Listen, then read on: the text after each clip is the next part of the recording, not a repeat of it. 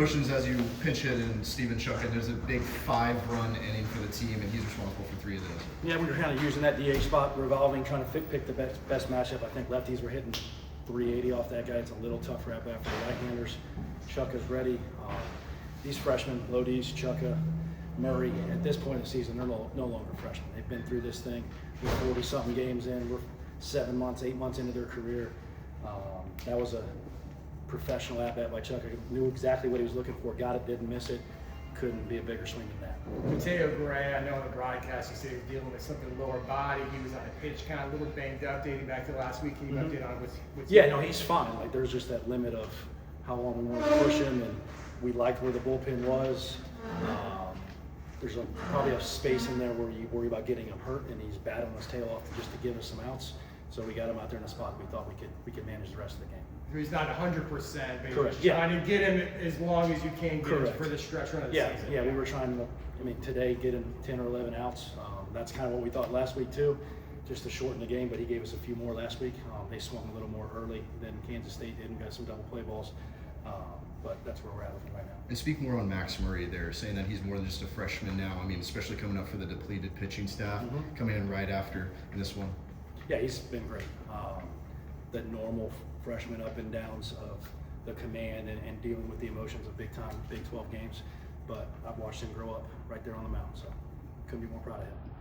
Coach, you coming into this series, you won another road series. Now 4 of your 5 road series you ended up winning. Just what does it mean to you to be able to succeed on the road as much as you did? And that was an emphasis for us. Like, we hadn't done very well on the road over the last 2 years with some of those series, and I think our guys, when our games play correctly and we're pitching and playing defense at a high level and executing offensively, it doesn't matter where you play. I've seen some of that translate, some of the offensive stuff. There's some ballparks, to be honest with you, that are a lot better to hit in than John Juliano Park on the road in this league. So I think our guys enjoy going on the road and dealing with some of that. And before we got to tonight, I know there's always drama the final week about schools canceling midweek games. I know your situation was a little different. You would have come back on Sunday night, am I right? But everything was pushed back a day, right? Correct. We didn't get home till late Monday night, and we looked at the forecast like there was absolutely no way we were going to play. The outfield was underwater on Tuesday. That thing was going to get canceled anyway. I didn't think it was fair for our guys, knowing that we were going to get rained out and we didn't get back till Monday night to sit around here and play a game that wasn't ever going to be played. Do you know why teams schedule games the last week? It seems like every year we go through this, like I'm sure when you're crafting out the schedule, like, do I really want to play this week or not? Correct. And you're looking at trying to figure out, can you get 56 in? Like, we were trying to get to 55, and that was the only way to get to 55. I think our league is a little tougher to do that just because of some of the Easter, Thursday, Friday, Saturdays, and then if you get BYU, you're playing Thursday, Friday, Saturday. So it's kind of hit and miss on when you can do that, when you can fit them in.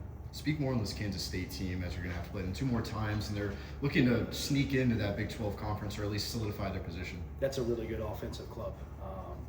We pitched out of some stuff. We got our hands full the next 2 games. That's an athletic, offensive club, and we're going to face a really good left-handed pitcher tomorrow, so we got our work cut out for us. Coach, you talked a couple weeks ago about Matt Souser getting food poisoning the day he was supposed to start. He didn't end up not pitching last weekend as well. Just you have an update on him? Do we see him again this weekend? We're close to getting him back. We had some maybe this weekend. If not, you'll definitely see him in the conference tournament.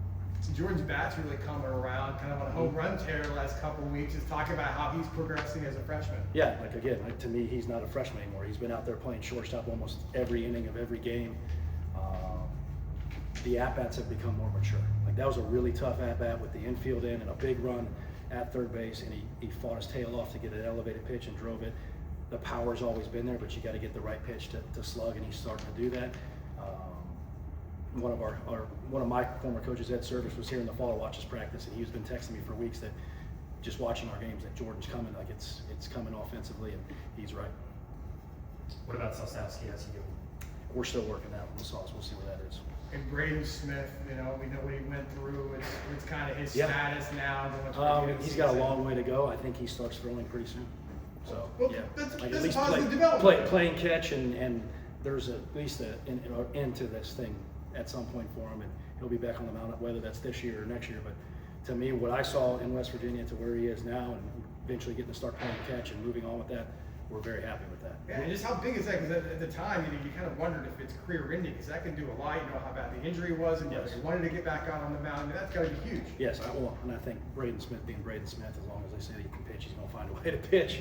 But for him, he's feeling great. We got some, a lot of hurdles to get through, but he's progressing through that. We heard time and time again about Braden Smith being a leader as well and being one of those guys that is always uplifting. So what's it like been like for him to be back with all the guys? Yeah, it's great in the dugout. It's great in the weight room with the guys. He's a big part of that pitching staff. There's so much time for pitchers that they're just not really doing anything except being together, and he's a big leader in that.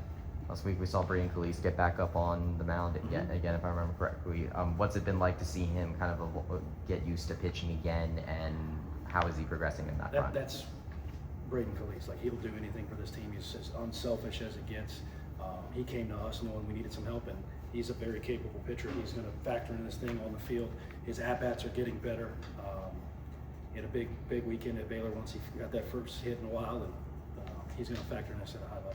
Considering Souser now has been out the last couple of weeks, this starting rotation you've had for these past couple of weeks is completely turned over from what you started the season with. So what's it been like developing these pitchers as these other ones have gone down with injuries? And we talked about our depth. I just didn't know we were going to use all of that depth.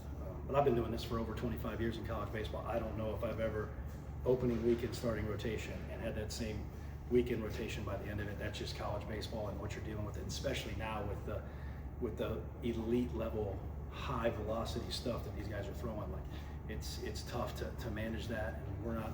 The guys that threw 88 to 90 when I played could pitch every day, and nobody worried about their arms. But these guys, we got to take care of.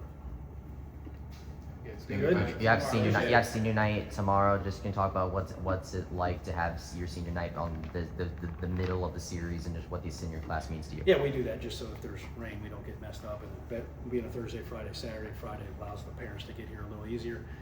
This has been a really special group of seniors. Not all of them have been with us the whole time, but a couple of them have. And those guys that chose to be here and spend this year and help us do some different things in this league, they signed up to do this. They've started to do that. Couldn't be more proud of that group. Really excited that they can celebrate that tomorrow. I think. Is that Coach?